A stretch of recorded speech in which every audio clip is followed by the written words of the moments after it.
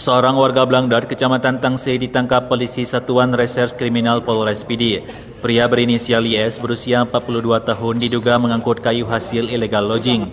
Penangkapan itu terjadi di Jalan Lintas Berunun Tangsel, tepatnya di Desa Dayah Muara, Kecamatan Tite. Setelah petugas kepolisian mendapatkan informasi adanya warga yang dicurigai membawa kayu hasil perambahan hutan menggunakan mobil truk kol diesel warna kuning. Menurut Kasat Reskrim Polres PD, AKP Ferdian Chandra mengatakan, saat diperiksa, petugas sopir truk tidak bisa menunjukkan surat maupun dokumen sah terkait kepemilikan kayu tersebut.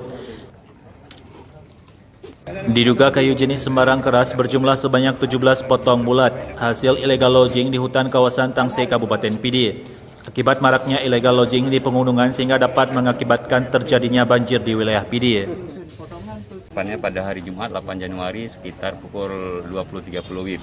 Kejadiannya itu di Jalan Bernun Tangsel, tepatnya di Kampung Dayah Menara, Kecamatan Tite, Kabupaten PD.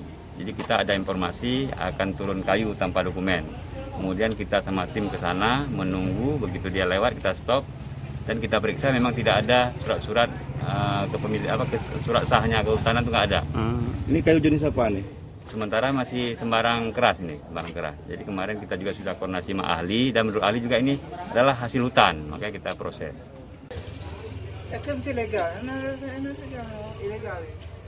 Menurut Ferdian Chandra, saat ini pihaknya baru berhasil menangkap satu orang sopir yang terlibat langsung saat penangkapan dalam kasus illegal logging tersebut. Namun besar kemungkinan ada keterlibatan sejumlah orang lain yang hingga kini masih diselidiki pihak kepolisian. Akibat perbuatannya, pelaku telah melanggar pasal 16 Undang-Undang Republik Indonesia nomor 18 tahun 2013 tentang pencegahan dan pemberantasan kerusakan hutan.